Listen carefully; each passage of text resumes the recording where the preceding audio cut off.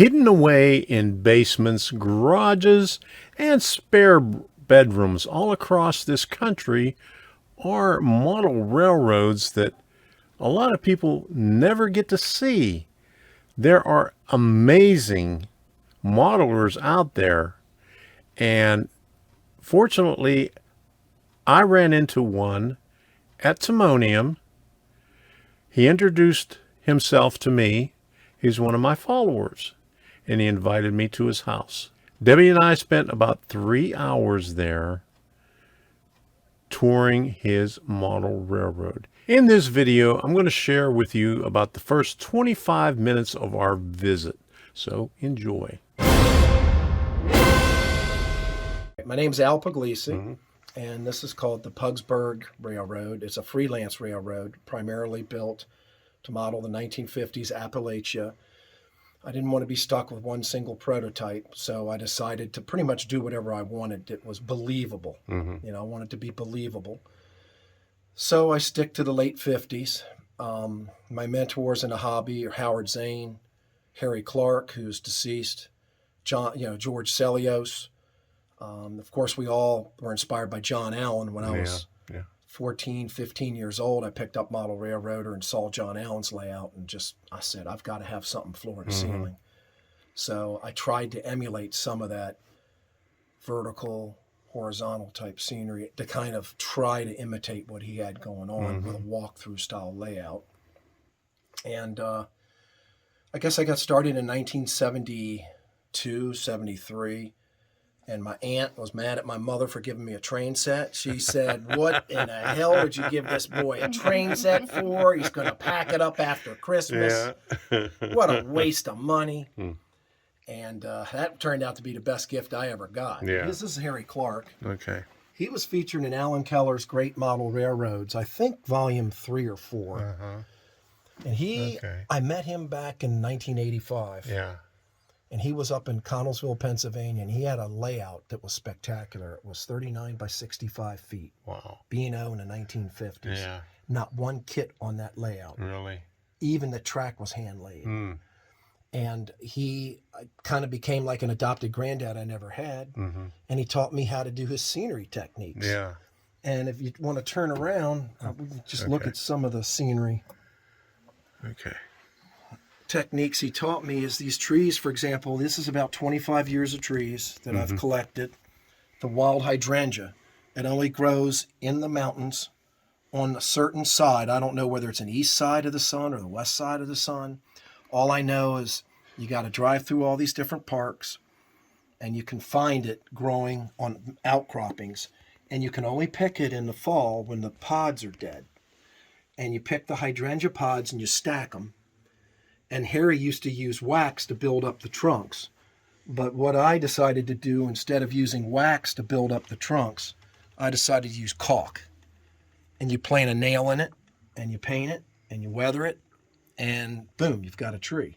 Wow. So, and I made these trees over a 25-year period. I'd collect maybe enough material to make 100 trees that season, and then I'd build trees. And then the next year, I might collect enough material to make 200 or 300 trees. And then I'd come home and make a couple hundred trees. And I boxed up about 5,000 trees. Oh, wow. And you're looking at them. Now, some of the trees are Scenic Express. You know, some of those trees are background trees. And then he also came out with some trees like this that use sage. That he's not selling that. I don't know if he's had trouble getting it or not, but the super sage. And I use that to make sage trees and dead trees. All right. Yeah. Here's another sage tree. Now, another thing I wanted to point out was the moss. Let's see if you can get a shot of the moss. Here's a lot of moss. This is real moss. Oh, really? And Harry taught me to preserve that moss in glycerin. Oh, wow. And I came up with a way to dye it and stain it. And this moss is still soft. And it's 25 years old. Wow. Yeah. You gonna share your techniques on your YouTube channel? Yes. That'll be great. Yeah. And the rock molds are Bragdon Enterprise rock molds that you can buy at the train shows. Yeah. This woman's jail you're looking at is kind of a humorous take on a female penitentiary back in the 50s. That's my wife, Sylvia, flying through the air there. And if you read the signs on there, every one of those signs is from a real federal penitentiary. Oh, really? Oh, wow. Select clientele, bars in every room, lifetime accommodations. Did you scratch built this? Yeah. Oh, okay. I kind of took a Doug Foscali execution rocks kind of as a base to it, and then I stretched it out, and I decided I wanted to turn it into a woman's prison. Everybody needs a woman's prison. Yeah. So you hear that, baby? Yeah, that's where they go. Yeah. Oh boy. So most of these buildings you scratch built? No, summer kits. This one's this one is a South River Model Works kit. Okay. That came out in the 70s. Yeah. And his kits can be bought on eBay. They're pretty expensive, but they're worth it. And this is a Foscali kit. He comes out with a super kit. Oh yeah, yeah. And this was about 3 years ago. He came out with this kit, and if you follow his instructions and take your time, my goodness gracious, they're fantastic. Yeah, I love his kits. I've done a couple of his. The smaller ones, not the big ones like that. The big ones are just as easy to build as the smaller ones. Now, this is going to be up here. I know this isn't prototypical for West Virginia. Obviously, you're not going to have gaping high cliffs, but it's kind of artistic license. This is going to be a model of the Oakland Inn, which was a B&O hotel built back in the late 1800s up in Deep Creek, Maryland, up in Oakland. It doesn't exist anymore. And what I do before I do something like this is I'll do a cardboard mock-up. I'll go out and I'll buy my windows from Tichy or Granite Line, and I'll lay the windows out. And that'll give me a perspective as to what look right and what window spacing to use. And then I'll use a mock-up. And then once I get the mock-up right, then I'll start scratch building. Right. So this is kind of a condensed version. And then what I'm going to do with this building, I know it's a little outrageous, but I kind of like the outrageousness, is I'm going to have water coming out, and I'm going to have a waterfall coming down here, and the waterfall will pool here and come straight down here, and it will come down here and puddle on the floor. All right. Yeah, so it'll be Howard Zane is a famous modeler. Yeah. He's going to help me with the waterfalls because he has a technique for making waterfalls that's spectacular. So obviously there wasn't a scene like this in West Virginia, but hey, it's in my world. Yeah, you could do whatever you want. Right, and that's what I love about the hobby. Yeah. You know, if it's a prototype modeler and that's all they want to do, that's great. Right. But don't criticize me for doing what I want to do, right. you know, because I see it as an art. Right. So this is a scratch built, well, a kit bashed, I should say. This is, Tom, you might recognize, this is an Atlas unisex. That started life as a unisex Atlas rectangular shape warehouse that you can buy for $20. And I just cut it up and turned it into like a hotel for the miners. It's nice. Thank you. My wife got mad when some of the billboards showed a lot of other women, so I promised her I'd you had to put her face in there too. That's the wife back in the day there. She's popped in the many. Oh boy. Tom, take a look at this bridge real quick, if you will. This is a Howard Zane type bridge. And Howard and I actually work together. He's helping me on this. And about 2 weeks ago, he weathered this half and taught me how to weather the other half. And of course, it's in a work in progress. I still have to put the arches in. But in the center of each archway, I'm going to have LED lights. Down. All right. And this will be water, obviously, Envirotex type water. I call it a Howard Zane type. Yeah. Because he kind of did the same thing I like to do. That's what inspired me so much about Howard, is here look at a bridge. He's an architect. And here say there may not be an exact prototype for this bridge, but this is the way I want my bridge to look. Now this bridge here, if you want to take a look, this is actually on Howard's layout. Oh, okay. So I got the inspiration for the really big bridge. Yeah. And that ugly guy is me. And so that kind of gives you a shot Wow. of what's going on with that bridge. You can see how I'm going to have to do the arches. Yeah, yeah. You know, but So that's going to look amazing. you think, So you know, tell me about this building again, because I didn't get that on the film at the beginning. This is a model of the Wilkins Rogers Historic Mill in Ellicott City. It's at the very bottom of historic Ellicott City where it floods 30 and 40 feet. And it survived since the 1930s, I believe. And they were going to tear it down. They closed it 2 years ago, and luckily they're going to keep it as a condominiums or apartments. And I took a series of Walther's Geo Roberts kits Yeah. and essentially kit bashed it into the building. On the inside, there's a lot of, I want it to look busy. Yeah, there's a lot of detail in there. Right. You know, that's a lot of Lego garbage in there. Yeah. Just not really knowing what it is, but if you look at pictures of the original, you'll see like cone-shaped things, and that's where they mix the flour or whatever. And I just wanted to emulate a busy look on the inside without going bankrupt. Yeah. You know. So you use PVC in there also? I've used some PVC. I've used some Lego pieces. Oh, I used some of my kids. I rated their electronics. Yeah. You see, I don't know if you're in electronics. See, some of these capacitors, they look like giant motors to the layman. Wow. But I kind of did that. And this is available. I want to buy and sell these. I custom build. So I will custom build you one of these in HO scale, or I'll custom build you one in O scale. Wow. And this one's for sale. All of them really are for sale, except for a few that have sentimental value to. But that's what I want to do to retire. Wow. So that's amazing. Yeah. Now this is downtown Ellicott City. This is College Avenue. And I kind of turned the buildings around because if you go down to downtown Ellicott City, the ugly buildings face you. Yeah, yeah. And the good-looking parts on the inside. And that's the church. That's St. Paul's Catholic Church up on a hill. That was actually kit bashed. I kit bashed that out of an Atlas church kit. Really? Yeah. Oh, wow. Yep. And I, of course, scratch built everything else. Now, this building over here was a Bachman Spectrum house that just so happened to be the exact house that was at the church. Yeah. And I just simply shingled it and repainted it and redid it. And it's right on the money. Yeah. Now, this is freelance in here. Yeah. Obviously, downtown Ellicott City's not on a cliff, but I'm going to have a series of town-like buildings, and I'm going to put up a railing here, concrete-like railing, to keep the cars from plunging to their deaths.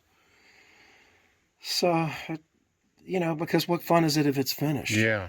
So how did you get the moss? Is that the real moss over there? Yes. Yeah. Okay. Yeah. Now, I'll flock some of the moss. I'll flock with some Scenic Express material.